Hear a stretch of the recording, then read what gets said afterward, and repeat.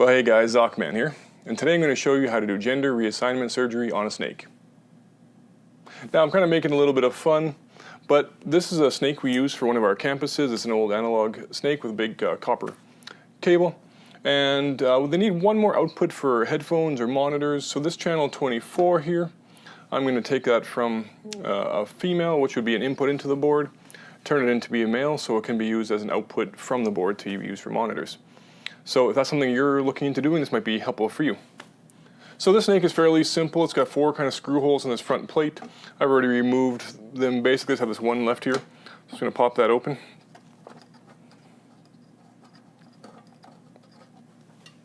And as I pop this open, you can take a look at the snake structure in here. There's a fair bit of tension in these cables, but in order to work on them, you have to kind of pull them out and just be cautious of that, but also don't be afraid to do what you got to do to work on this. And got to keep track of which channel exactly I want to change. I know offhand it's this one, because if you take a look at this side here, this is 24 here, and if I turn that around here, that's 24 here. So first thing I want to do is keep track of my cable, and the cables are labeled 24, and so what you want to do is you want to desolder this connection first so you can remove that end. So what I'm going to do is got my soldering iron here ready to go.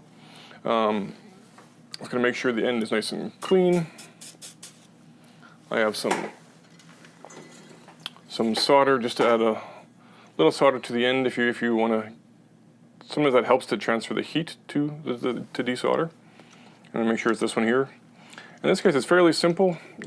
I'm just going to without touching anything else, touch the side of this here, cause that solder to melt, pull the cable out.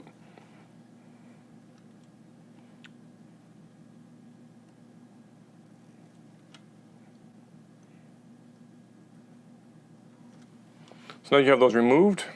That is ready to have this end pulled out. Put the soldering iron back. I'll flip this around.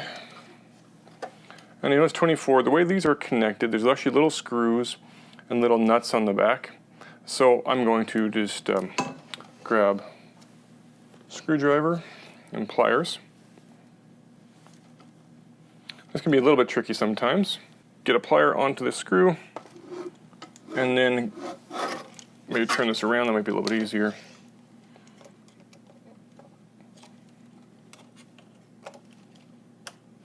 Hold it down like that, and then on the other side, use a screwdriver and remove.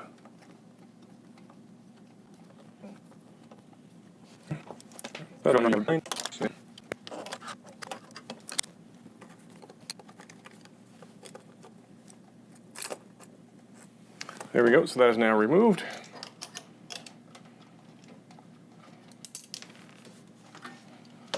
Okay.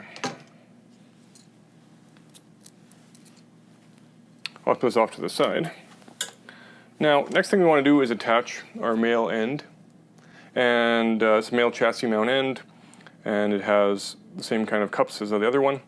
This is actually a Neutrik brand one. I would always just recommend the Neutrik stuff. It just seems to work better than everything else we've used. It's simpler, works more efficiently. Just love the way they work. And so that's these. So the way I attach these, instead of using this screw, you saw how a bit of a bother that is to remove.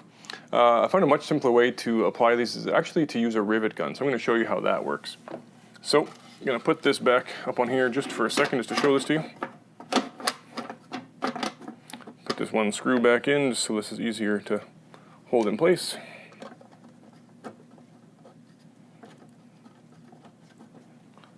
So we've modified a rivet gun and ground down this end so they can fit into these XLR spaces really well.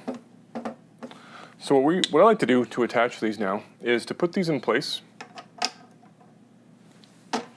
have the correct size of rivet.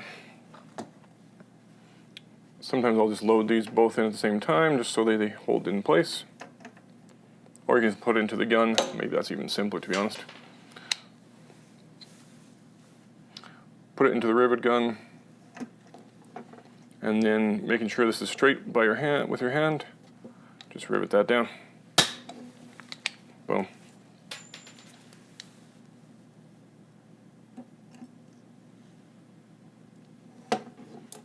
Fits on there tightly. There we go. And now that's nice and securely attached.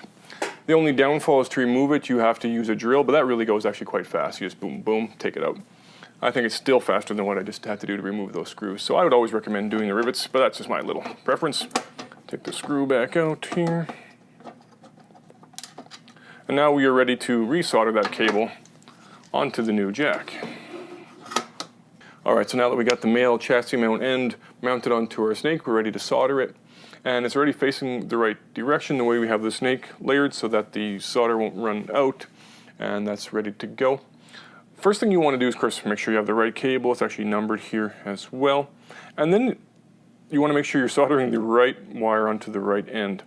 Now, on this case, this was a Neutrik end that we had taken from a different project, so it's already actually pre-tinned, but I'll show you guys how to do that first.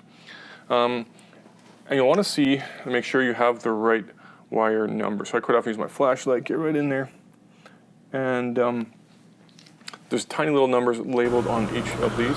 This is pin 1, this is pin 2, this is pin 3. So pin 1 is always going to be your ground. In this case, it actually has a clear heat shrink on it.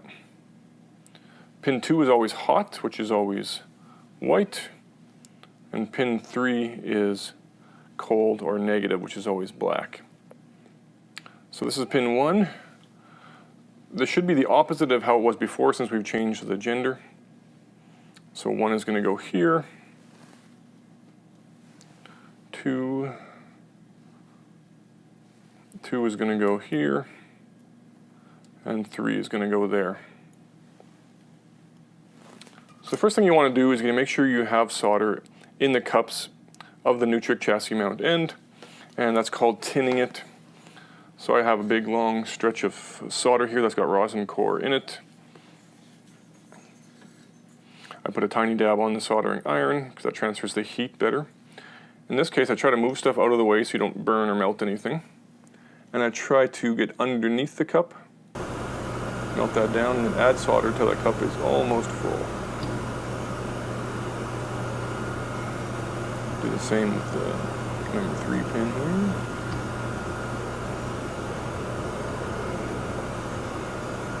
And the other pin looks like it has enough solder, but I'll add just a bit more just to be safe. Good. There we go. I'll clean off the soldering iron. Since these wires are being reused, they actually already are tinned. There's already solder all around the wires, and so I don't have to do that again. But otherwise, if they weren't, you would do the same thing where you would add solder to these ends. And what I do is I go from left to right to avoid getting the cables in the way because I'm right-handed and I use it in my right hand. If you're left-handed, you would do the opposite. But you want to always think about not melting other cables and being very careful with where you put your soldering iron. So in this case, this is tin, that's ready to go. Grab the soldering iron one more time.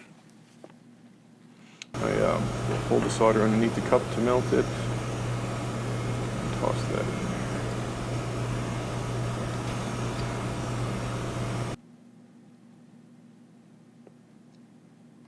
Yeah, and they melt together. So I do pin 3 next just because it's from left to right. In this case, actually, there's a bit more exposed on the end than I would normally like. I would like the rubber to go right into the end of the pin, so I'm just going to chop a little bit of that off. There we go.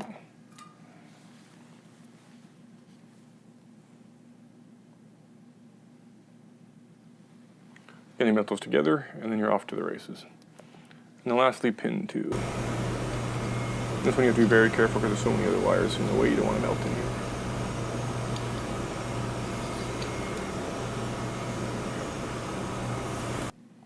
Good. And you have to hold those wires on there until the solder hardens.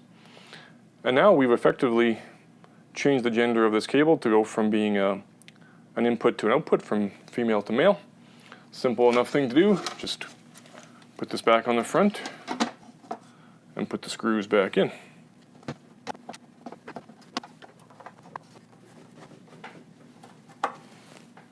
Okay, and once you have that done, you need to solder the other end of the snake.